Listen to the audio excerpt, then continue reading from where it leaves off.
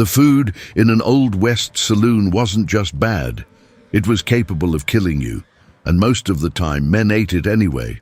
In this video, you're going to find out what was really eaten in the Old West, inside the saloons and frontier camps of America.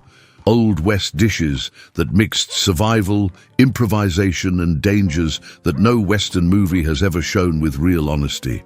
Cowboy food and eating in the Old West were shaped by extreme scarcity, brutal heat, the total absence of refrigeration, and ingredients that would make any modern person recoil. It was life in the Old West, with food served without glamour, without choice, and without any guarantee whatsoever that you'd still be alive the following week. To understand all of this, you first need to step inside that saloon and smell what was being served. In Western movies, the scene is always the same. The cowboy pushes through the swinging doors, tosses a few coins on the polished bar, and receives a hearty plate with steaming meat and fresh bread on the side. The camera shows a robust meal, served quickly and with some visual dignity. It's an image that's been burned into the collective imagination over decades of American cinema and exported to the entire world as an authentic representation of life on the frontier. But the Western food that Hollywood immortalized had very little to do with what was actually served on the rough wooden tables of 19th century saloons. The truth about the historical food of the Old West starts with an uncomfortable reality. Most saloons didn't have a proper kitchen. What existed was, at best, a cast-iron stove set up in a corner of the main room, operated by a cook with no formal training, often a former miner, a former soldier, a man who had lost his ranch, or simply anyone who had escaped something worse and needed work. The ingredients were whatever had arrived on the last stagecoach or the last wagon train, in barrels and burlap sacks that might have traveled for weeks under the merciless sun of the Arizona Territory or the relentless cold of the Colorado Plains. Frederick Jackson Turner, the historian who in 1893 presented his famous frontier thesis at the World's Columbian Exposition in Chicago, described with precision how settlers of the West were shaped by scarcity in every dimension of their existence. And that scarcity showed up with particular brutality at the dinner table. Historical records preserved by the Tombstone Epitaph, the newspaper that operated in Tombstone from 1880 in the Arizona Territory, described the typical menu of a saloon in the city during the 1880s as variations of three fundamental items: boiled beans, salted meat, and sourdough bread. That was when there was bread. When there wasn't, it was substituted with soda biscuits, hard, dry, frequently reheated more than once throughout the same day. Think about what that meant in day-to-day life. A man arriving in Tombstone after weeks on a cattle drive along the goodnight-loving trail, his body exhausted and his lungs full of Arizona Territory red dust, would sit down at a saloon table with genuine expectations of a decent meal. What he received was often a ladle of beans with rancid fatback and a piece of meat that might have been sitting in the same pot for 2 full days. And the meat wasn't necessarily beef. In the more modest saloons of the interior, and there were many of them, scattered across territories where supply was irregular, the beef listed on the menu could be buffalo, mule, or whatever animal the local supplier had managed to kill that specific week. Nobody asked where it came from. Nobody wanted to know the answer. Writer Andy Adams, in his book The Log of a Cowboy, published in 1903, based on real personal experiences on the great cattle trails, describes with near journalistic precision what cowboy food was like during the long cattle drives. Adams personally participated in drives along the Chisholm Trail and the Western Trail, and his memoirs are considered one of the most reliable sources available on the real life of cowboys of the period. According to him, the expectation of a good meal was treated as a rare luxury among frontier men, something they celebrated when it happened, precisely because it was a glaring exception, never the rule. What many don't realize is that the very cowboys who arrived at saloons after months on the open prairies of Texas or New Mexico considered the food there a significant improvement over what they had been eating on the trails. That says everything about the reality of historical Old West food. If saloon food was bad, and it was, in ways we're going to explore in detail, what was being consumed in the trail camps was, in many respects, even more monotonous, even more hazardous to health, and even more devoid of any nutritional variety. And the consequences of that dietary pattern for the health of frontiermen were invisible in the short term, but devastating over time. Imagine stepping through those swinging doors on an August afternoon in 1875 in Dodge City, Kansas. The heat hits you like a solid wall the moment you cross the threshold. Not the gentle warmth of a summer afternoon, but a loaded, dense heat, humid, despite the dryness of Kansas, full of layers of smells that overlap in a deeply unsettling way. There's the sharp odor of alcohol spilled days ago on wooden floorboards that have never been properly scrubbed. There's the heavy smell of men who haven't bathed in weeks or months, wearing leather and wool clothing soaked in horse sweat, prairie dust, and campfire smoke. And there's, coming from the back of the hall where the cast-iron stove never goes out, a smell that should be food, but that oscillates in a disquieting way between something recognizable and something that makes your stomach hesitate before identifying it. That was the real environment of food in the saloons of the American West. There was no refrigeration of any kind. There was no health inspection of any nature. There wasn't even the concept of a safe temperature for storing perishable food. That knowledge would take decades more to become public policy in the United States. What there was the urgent need to feed hungry men with whatever was available, and to do it fast, without waste, and without inconvenient questions about the origin or condition of the ingredients being used. The meat served in establishments in Dodge City, Abilene, or Deadwood arrived through various routes, not all of them inspected or reliable. Some were formal, local suppliers with more or less regular contracts, butchers operating on the same street, nearby ranches that sold whole carcasses. Other routes were informal, to use a generous euphemism. D. Brown, in his extensive historical studies of everyday life in the American West, documents how the distinction between meat of known origin and meat of completely dubious provenance was frequently ignored in frontier towns. Hunters sold what they killed, be it buffalo, deer, coyote, or whatever else had gone down. Farmers sold what they couldn't keep alive until the next day, and saloon cooks bought what they could, at the price they could get, with no real luxury of choice. The beans, an absolutely central element in the diet of pioneers who came to the West, were prepared in large iron cauldrons kept over fire for many hours, sometimes more than 12. The method had a practical advantage that cooks of the era understood intuitively, even completely, without the vocabulary of bacteriology that was still being developed by Louis Pasteur in Europe. Prolonged cooking at high temperatures eliminated a good portion of the most dangerous pathogens and considerably softened the flavor and odor of ingredients that had already passed their best moment for consumption. Spices were rare and expensive in interior towns.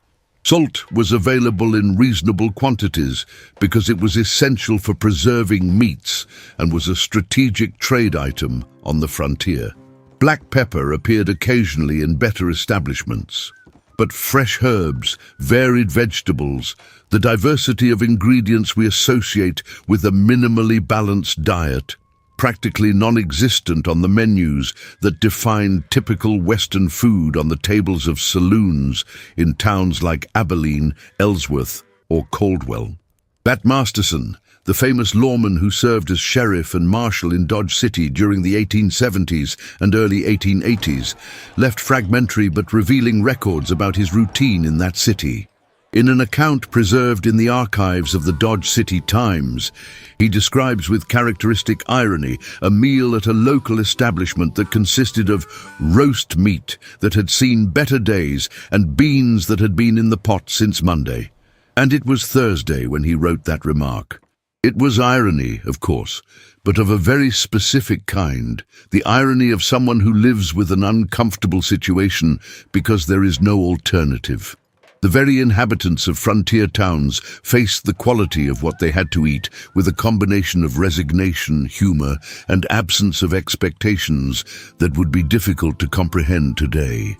Texas Ranger Teddy Blue Abbott, whose memoirs were compiled by Helena Huntington Smith in the book We Pointed Them North, describes the feeling of riding into a town after months on the open prairies as a contrast that stirred all the senses at once.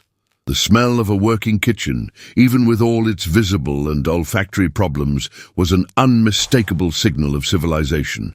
It was the smell of something cooked indoors, with a controlled fire, instead of the smell of meat hastily grilled over open coals, with constant wind, red dust, and insects interfering with every bite. For a man who had spent weeks eating under the conditions of the great cattle trails, the stuffy and foul-smelling interior of a saloon with its bubbling cauldron represented something close to comfort, regardless of what was inside the cauldron.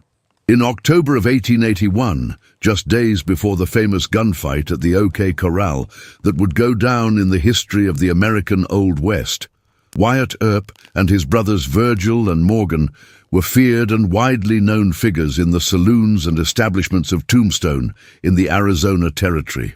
The Grand Hotel, the Crystal Palace Saloon, and Hafford's Corner Saloon were places Wyatt frequented regularly, both for professional surveillance purposes and for the elementary and everyday necessity of eating. And what he found in those places reveals important layers about what was eaten in the Old West, among those who had some financial resources and some social standing.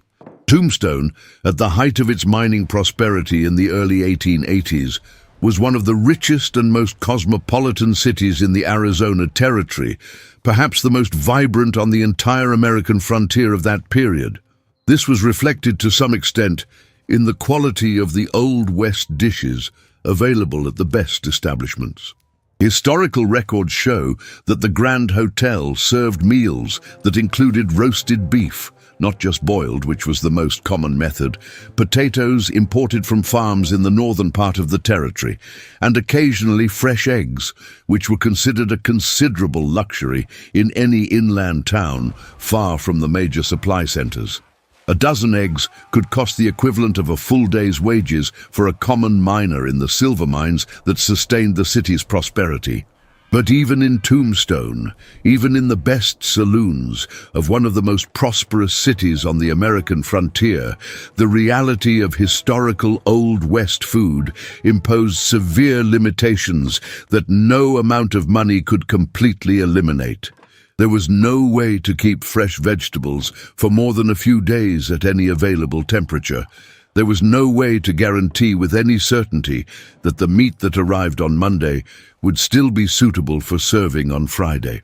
Historian Robert Utley, in his extensive work on the period, describes how gastrointestinal diseases were truly epidemic in frontier towns, and how a large portion of those diseases had direct and documented origins in the quality and handling of food served in public establishments at every level. Charles Goodnight, the legendary cowboy, rancher, and explorer who helped open the Goodnight-Loving Trail, along with Oliver Loving in 1866, was one of the first frontiermen to systematize and improve the function of the camp cook during the great cattle drives. Goodnight developed the chuck wagon, the mobile kitchen wagon that fed the crew during the long journeys across the Western Territories, with an efficiency that was considered revolutionary for the time. His model was adopted by virtually all cattle drive operators over the following decades and is considered one of the most important practical contributions to the logistics of American cattle trails. Goodnight's chuck wagon carried the basic items that defined the diet of cowboys in the field during months of travel. Wheat flour, dried beans, salt pork in barrels, coffee beans to grind fresh, dried beef jerky, and salt in generous quantities. Coffee deserves special mention in this context of cowboy food. It was consumed in quantities that would seem excessive today. It's estimated that a cowboy on the trail consumed between 4 and 6 cups daily on average, and that number climbed considerably during long rides in intense cold. The coffee was prepared by a method that any modern barista would classify as absolute culinary primitivism. The beans were thrown directly into the boiling water of the cauldron. They waited for the beans to sink under their own weight, and the dark, murky liquid was served immediately, grounds included. There was no filter, no concern about ratio. In arid stretches of the territory where clean water was scarce, coffee might be prepared with water that carried mineral sediment or simply tasted like the leather of the canteen or barrel in which it was transported. What arrived at the saloon, therefore, were men accustomed to a dietary standard that was already extraordinarily austere under the best field conditions. And when they ordered the most expensive item on the menu and received something that, by today's hygiene standards, would fall below any minimum food safety criterion, they ate without ceremony. Because they were men of the American frontier, because they had genuine hunger after days or weeks of brutal physical labor, and because the alternative of simply not eating was unacceptable when there was a cattle drive to continue the next day. The diet of 19th century pioneers and cowboys was not just a matter of preference, availability, or lack of culinary refinement. It was a matter of survival engineering built empirically over decades of life on the frontier, completely without access to any formal scientific basis and without any medical guidance on nutrition. Without calorie charts, without knowledge of essential vitamins or minerals, without guidance from any specialist, these men and women developed diets that in many fundamental respects represented the maximum caloric efficiency possible within the brutal constraints of the environment in which they lived. Beans were the central pillar of all Old West food for entirely practical and concrete reasons.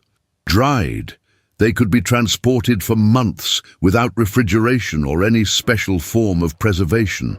They withstood intense heat, extreme cold, and the precarious conditions of transport barrels far more effectively than any fresh food. Properly cooked for hours, they provided vegetable proteins, complex carbohydrates, and fiber sufficient to sustain a man doing intense physical labor through long days. Mixed with fatback, the unsliced bacon cured in brine and packed in wooden barrels that were hauled in chuck wagons along trails like the Chisholm Trail and the Western Trail, beans became a meal that, though monotonous to the extreme when repeated week after week, provided calories and protein in sufficient quantities to keep men functioning. It's estimated that a cowboy on a cattle drive needed somewhere between 4,000 and 5,000 calories daily to maintain adequate physical performance, a quantity that the combination of beans, dried meat, fatback, and coffee could approximate, albeit with a degree of repetition that was, in itself, a psychological challenge for the men who had to endure it day after day for months. Dried meat was the item of greatest strategic value in this frontier diet. But here, it's important to acknowledge something that Western movies rarely show clearly. The indigenous peoples of the Great Plains, particularly the Lakota, Comanche, and Cheyenne nations, had mastered sophisticated meat preservation techniques centuries before the arrival of European settlers. Pemmican, a mixture of finely ground dried meat with animal fat and dehydrated wild berries, pressed into compact cakes, was a food of extraordinary caloric density that could be stored for months and even years without any refrigeration, maintaining considerable nutritional value even after long periods. White explorers, hunters, and cowboys learned these techniques from native peoples throughout the 18th and 19th centuries, adapting them to the context of cattle drives and long-distance expeditions through the interior of the continent. It's impossible to adequately understand the cowboy diet without recognizing that a large part of the food preservation knowledge that sustained the entire American frontier adventure had its origins in the ancestral wisdom of the indigenous nations, a knowledge developed and refined over generations of life on the very same prairies that settlers were arriving to conquer. The bread that appeared on both the saloon menu and in the cattle trail camps came from distinct sources with their own histories. Sourdough, the bread made with dough naturally fermented by bacteria, was the most common because the bacterial culture that fermented the dough could be kept alive indefinitely with small, regular additions of flour and water transported in small pots or jars as a culinary resource of high and recognized value. Many camp cooks carried their sourdough cultures for years, passing them from one job to another as a professional inheritance of real and acknowledged worth. Soda biscuits, quickly prepared with baking soda, flour, and animal fat, were the most common alternative in urban saloons, where the fast pace of service didn't allow for waiting on the slow fermentation of a traditional bread dough. Walter Prescott Webb, in his monumental study, The Great Plains, analyzes how the specific ecology of the American plains shaped not only physical survival techniques, but the complete dietary patterns of all human groups that inhabited that region. Both the original native peoples who had lived there for millennia and the settlers newly arrived from the east. The scarcity of trees, the absence of large permanent bodies of water, extreme temperatures in both directions, and the immense distances between supply points created an environment that selected harshly and without appeal who could and who could not survive. And food was one of the primary fields of that brutal and constant selection. In Hollywood movies, the saloon bar scene always follows the same precise script. The bartender places 2 glasses on the polished wood and pours an amber clear whiskey with that golden gleam that suggests quality and proper aging from a well-presented labeled bottle. The characters drink with visible pleasure, sometimes with dramatic gravity, sometimes with easy joy. The drink is, in the cinematic version, an element of charm, authenticity, and frontier American identity. But what they actually drank in the real Old West was frequently a substance that any modern spirits expert would classify without hesitation as adulterated and potentially toxic, and one that sent a considerable share of regular drinkers into chronic states of compromised health or, in extreme cases, to the graveyard ahead of any enemy's bullet. The so-called whiskey served in most frontier saloons of 19th century America was not necessarily the fermented, distilled, and aged product that the name implies. It was, very frequently, a mixture of low-grade alcohol, hastily produced under precarious conditions, from grains of highly variable quality, with a series of additives that ranged from the exotic to the frankly dangerous. Walter Prescott Webb, in The Great Plains, and other historians who have studied frontier everyday life document common practices of drink adulteration in American interior saloons. Chewing tobacco was added in small quantities to give a dark color and bitterness that simulated aging in an oak barrel. Cayenne pepper was mixed in to create the burning, warming sensation in the throat that drinkers associated with quality spirits. In more extreme documented cases, there were records of even more problematic compounds being added to intensify the drink's effect. Practices that today we would classify without any ambiguity as deliberate poisoning. The most honest name for this product circulated among the frontier consumers themselves: rot gut. That term was not poetic metaphor or dramatic exaggeration. It was a functional and surprisingly accurate assessment of the effect that regular consumption of that drink had on the body of whoever ingested it. Liver and digestive tract disease, progressive neurological deterioration, and premature death were documented consequences of regular consumption of adulterated drinks in frontier saloons. The U.S. Marshal Service archives and medical records from military hospitals in the territories show an alarming frequency of cases associated with the consumption of beverages of unknown origin and composition. Beer was the theoretically safer alternative, but it had its own specific and serious problems on the American frontier. The refrigeration that keeps a beer stable, flavorful, and safe for consumption simply did not exist in the vast majority of inland Old West saloons in 19th century America. Beer transported for weeks in wooden barrels under intense heat, and the heat of Arizona, Texas, and New Mexico was relentless for much of the year, arrived frequently over-fermented, sour, or contaminated by bacteria that penetrated through the pores of the barrel staves. In Abilene, Kansas, during the peak traffic of the great cattle drives in the 1870s, local newspapers like the Abilene Chronicle regularly recorded complaints about the quality of drinks served at establishments. Complaints that were systematically ignored because there was urgent demand and money flowing through.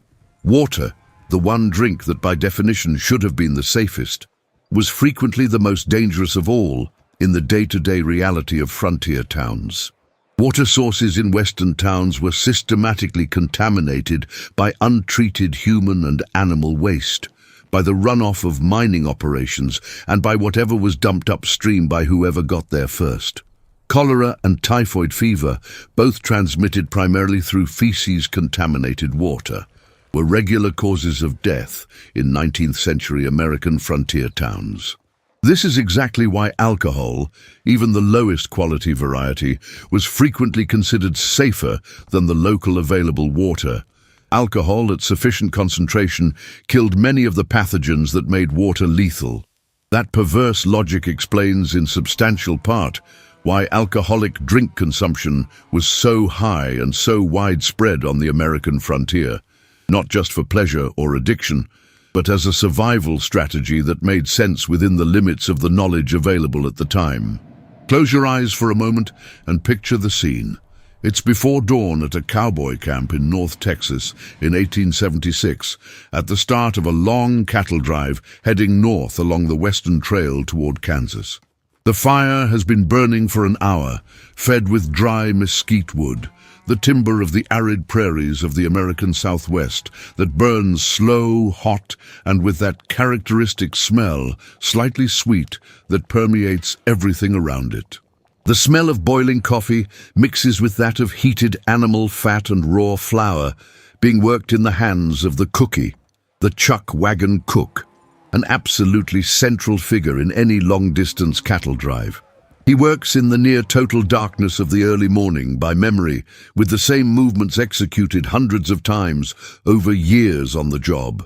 The dry clang of iron on iron of the Dutch oven, the sharp sizzle of biscuit dough hitting the hot fat in the pan, and 30 men waking slowly in their bedrolls on the ground, bodies aching from the days before, stomachs tight with hunger, with the quiet expectation that the coffee at least would be hot and strong enough to make up for everything else. The Old West recipes that defined the camp breakfast were simple to the extreme and efficient to the extreme. The soda biscuit prepared in the Dutch oven was the greatest icon of that frontier breakfast, celebrated by the cowboys themselves with an intensity of appreciation that says a great deal about the context in which they lived. The Dutch oven, a heavy cast-iron pot with a concave lid that held coals on top, cooking the food simultaneously from the bottom and from the top, was the most versatile and most valuable cooking instrument of any long-distance expedition across the American prairies. In it were prepared biscuits, sourdough bread, stews, beans slow-cooked for many hours, and even rudimentary versions of dessert when sugar or molasses was available in the chuck wagon supplies.